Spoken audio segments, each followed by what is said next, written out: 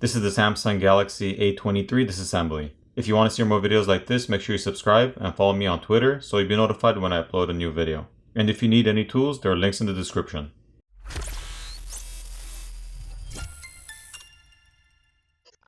First, the SIM tray needs to be removed.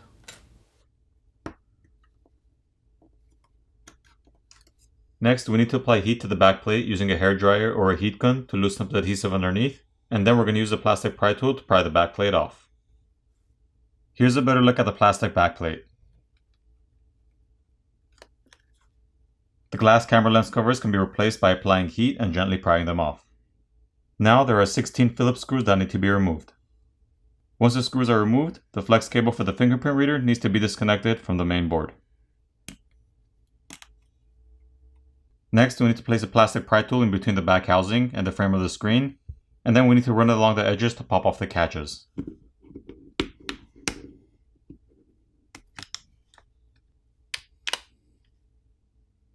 The back housing is also made of plastic. There's an antenna flex cable on the top right, as well as at the bottom. And the NFC antenna is located in the top center.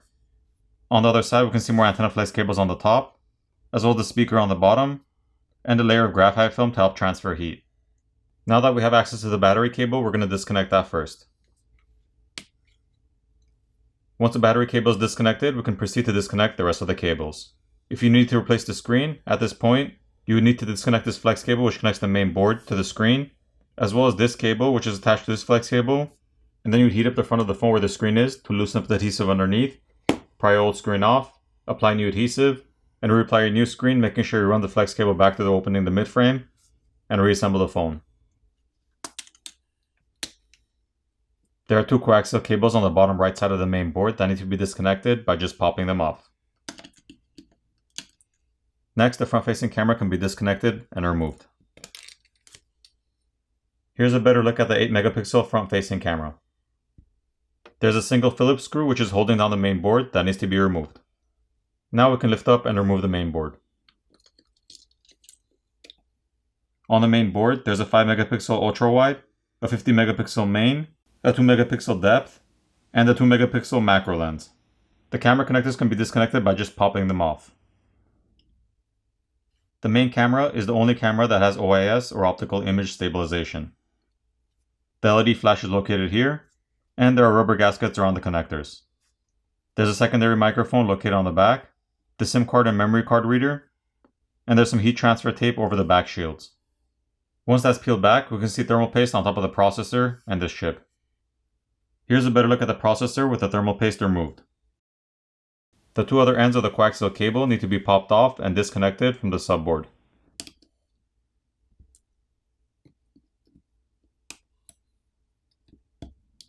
There's a single Phillips screw holding down the subboard that needs to be removed. Here's a better look at the subboard. The charger port is located here, and the headphone jack is located next to it. The microphone is located on the other side in between the headphone jack and the charger port. To remove the battery, there are no pull tabs provided to help us pry it off, so we're going to have to apply some isopropyl alcohol around the edges of the battery and let it sit for about 30 seconds, so it eats away at the adhesive underneath the battery, making it easier to pry it off.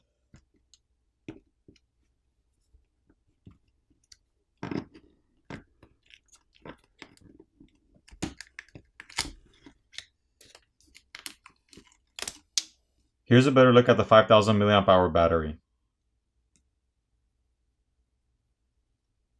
Moving on, the vibrator motor is located on the bottom corner and it's held on with some adhesive. The flex cable for the volume keys is located on this side, so if you want to replace that, you have to gently pry it off. And the earpiece speaker is located on top and that's also held on with some adhesive.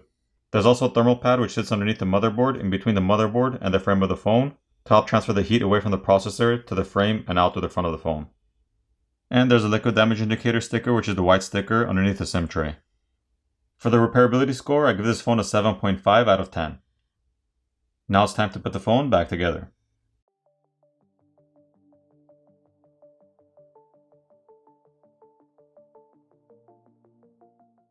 Once everything's back in place, apply new adhesive and reapply your back plate.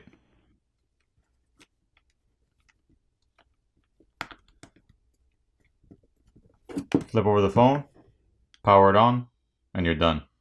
I hope you enjoyed this video, and I'll see you in the next one.